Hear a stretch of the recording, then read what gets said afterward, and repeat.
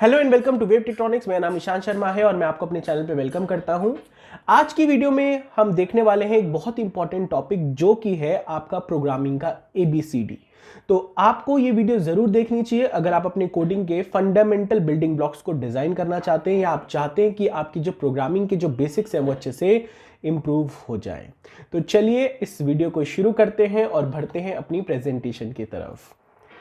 तो देखिए, सबसे पहले यहां पर हमारे पास एक चैप्टर है। ये जो टॉपिक है ये है टोकन्स। टोकन्स का मतलब होता है smallest element in a computer program. मतलब जो भी चीज मैं कंप्यूटर प्रोग्राम में लिखता हूं उन सब को हम टोकन कहते हैं। मतलब वो सब चीजें छोटी छोटी जो पार्ट्स हैं उसको हम टोकन्स में डिवाइड करते हैं। तो टोकन्स आपके अलग अलग कैटेगरी के होते हैं: constant, variable, keyword, separator, operator and punctuators. ये सारे अलग अलग तरह के टोकन्स के पार्ट हैं। अगर आप ये सारी चीजें सीख लेंगे तो आपको टोकन्स अच्छे से क्लियर हो जाएगा। तो सबसे पहले टॉपिक है कीवर्ड्स। कीवर्ड्स मतलब keywords are the reserve words. Keywords कुछ ऐसे शब्द हैं जिसका मतलब पहले से कंप्यूटर में फीड है। मतलब कंप्यूटर को इन वर्ड्स के बारे में पता है, मतलब कंपाइलर को पता है। तो keywords are the reserve words which have special meaning in a language syntax. तो जैसे कि यहाँ पर अलग अलग तरह के कीवर्ड्स दिए हुए हैं: if, for, while, do, break, auto, case, char और बहुत सारे आपकी स्क्रीन पे हैं, आपने देखकर लिख सकते हैं। तो ये क्या होते हैं? ये एक ऐसे वर्ड्स होते हैं कि जब हम प्रोग्रामिंग लैंग्वेज में इनका इस्तेमाल करते हैं तो ये हमारी हेल्प करते हैं। जैसे मैं इफ लिखूंगा तो कंप्यूटर ऑटोमेटिकली डिटेक्ट कर लेगा कि मैं इफ एल्स करना चाहता हूं। अगर मैं फॉर लिखूंगा तो कंप्यूटर ऑटोमेटिकली डिटेक्ट कर लेगा कि हमें लूप का इस्तेमाल करना है। तो ऐसे शब्दों को हम कीवर्ड्स बोलते हैं। हम जैसे से प्रोग्रामिंग में आगे बढ़ेंगे आपको हर एक चीज धीरे धीरे सब चीज क्लियर हो जाएगी। ठीक है, अब यहाँ पर हमारे पास सी में 32 टाइप्स के कीवर्ड्स होते हैं और ये अलग अलग प्रोग्रामिंग लैंग्वेज के अकॉर्डिंग अलग अलग हो सकते हैं। किसी में कम होते हैं, किसी में ज़्यादा होते हैं। अब हम आगे टॉपिक को डिस्कस करते हैं जिसे बोलते हैं वेरिएबल्स। वेरिएबल्स का मतलब होता है are those entities whose values is not fix. मतलब वो एंटिटी प्रोग्रामिंग में जिनकी वैल्यू फिक्स नहीं होती है, जो बदली जा सकती है। जैसे a इज इक्वल टू 10। तो अगर मुझे 10 को स्टोर करना है तो उसका जो वेरिएबल है, जो मेमोरी में जो नाम है वो है a। तो बेसिकली हो ये रहा है a इज इक्वल टू 10 लिखने से कि मेमोरी में एक बॉक्स को क्रिएट किया जा रहा है और उसके अंदर 10 को स्टोर किया जा रहा है। तो a is equal to 10, b is equal to a, num is equal to 30। इस तरह से आप अलग अलग तरह के वेरिएबल्स डिजाइन कर सकते हैं।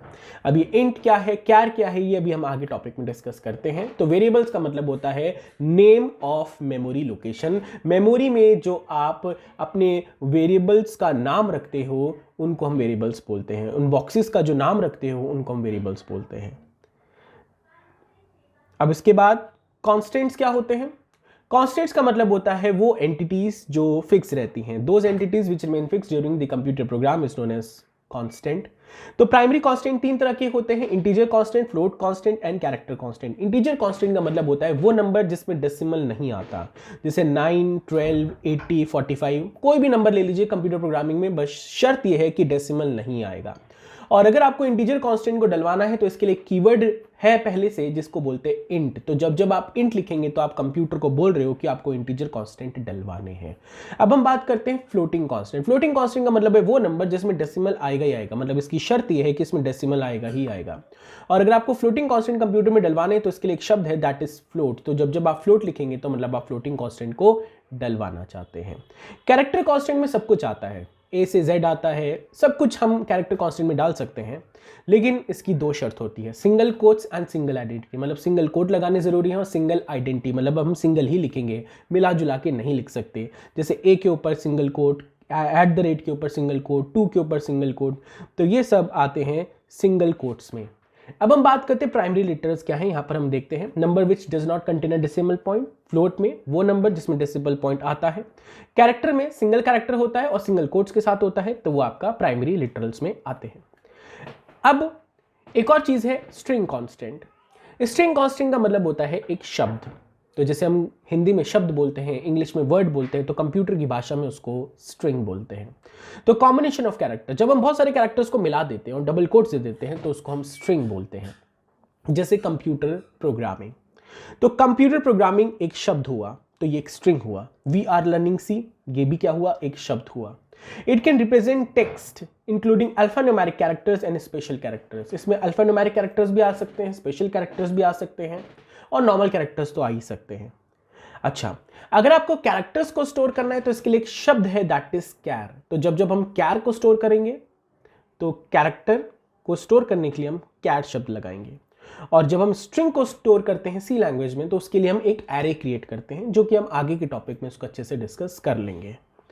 ठीक है, अब हम बात करते हैं डेटा टाइप्स। डेटा टाइप्स का मतलब कंप्यूटर में कितने तरह के डेटा होते हैं। होते तो बहुत सारे हैं, लेकिन मैंने आपको यहाँ पर बेसिक तरह के डेटा टाइप्स लिस्ट किए हुए हैं। इंटीजर्स, मतलब इंटीजर्स का मतलब होता है बिना पॉइंट वाले नंबर। अब जब ये मेमोरी में क्रिएट होते हैं तो 2 बॉक्सेस में स्टोर होते हैं, 2 बाइट में स्टोर होते हैं। फ्लोट 4 बाइट लेता है, कैर 1 बाइट लेता है, लॉन्ग 4 बाइट लेता है और डबल 8 बाइट लेता है। इसके बाद हम बात करते हैं ऑपरेटर्स की। तो ऑपरेटर्स का मतलब है कुछ ऐसे सिंबल्स जो हमारी प्रोग्रामिंग करने में बहुत मदद करते हैं। ठीक है, जैसे प्लस, माइनस, मल्टीप्लाई, डिवाइड, ये सारे आपके ऑपरेटर्स में आते हैं। तो अब आप बात करते हैं सेपरेटर्स, कॉमा, कोलन, आपका semi colon, parenthesis, square bracket और करली ब्रैकेट, ये सारे सेपरेटर्स में आते हैं। इनको हम सेपरेटर्स बोलते हैं। आप इसके अपने पास नोट्स बना लेना, आपकी बहुत हेल्प होगी नोट्स से। अब ऑपरेटर्स में आपके plus, minus, multiply, modulus and divide, ये अर्थमेटिक ऑपरेटर में है। Greater than, less than, greater than equal to, less than equal to, not equal to, ये रिलेशनल ऑपरेटर में आते हैं। एंड और नॉट, ये लॉजिकल ऑपरेटर्स होते हैं। Equal to, plus equal to, minus equal to, multiply equal to, divide equal to and modulus equal to, ये सारे असाइनमेंट ऑपरेटर्स में आप इसको यूज कर सकते हो इस तरह से। Plus plus, minus minus, plus plus जो होता है इंक्रीमेंट ऑपरेटर होता है और माइनस माइनस जो होता है डिक्रीमेंट ऑपरेटर होता है। इसका मतलब प्लस प्लस करेंगे तो एक आगे बढ़ा देगा वैल्यू, और माइनस माइनस करेंगे तो एक वैल्यू कम कर देगा। फिर इसके बाद एक बिटवाइज ऑपरेटर भी होते हैं, जैसे एंड, और ये आपका लेफ्ट शिफ्ट, राइट शिफ्ट, ये सारे जो होते हैं आपके बिटवाइज ऑपरेटर होते हैं।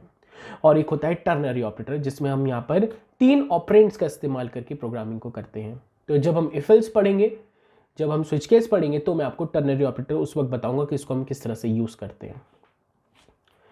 आई होप आपको आज का ये जो टॉपिक है, ये जो आपका बेसिक पार्ट है, अच्छे से क्लियर हो गया होगा। अगर आपको इस टॉपिक में कोई भी दिक्कत होती है तो आप इसको कमेंट सेक्शन में लिख सकते हैं, मैं उसके ऊपर ज़रूर आपके लिए एक वीडियो बना दूंगा, या मैं आपकी क्वेरी को उसी वक्त हेल्प आपको सॉल्व करने की कोशिश करूंगा।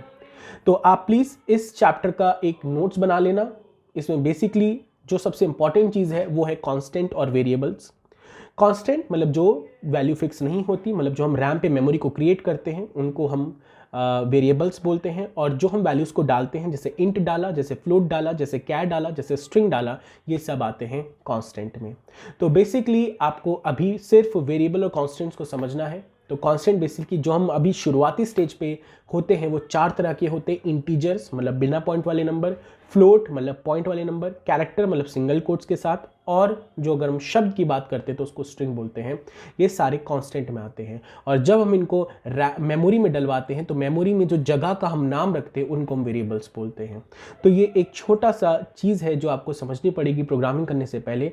अगर आपको ये सारी चीज़ें अच्छे से क्लियर हो जाती हैं तो हम अगले वाले टॉपिक के ऊपर जा सकते हैं, जो कि हमारा प्रैक्टिकल पार्ट है, जहाँ पे हम प्रोग्रामिंग को डिस्कस करेंगे। आई होप आपको आज का टॉपिक अच्छे से क्लियर हो गया होगा। तब अब मिलते हैं अपने अगले टॉपिक में। Till then, bye bye.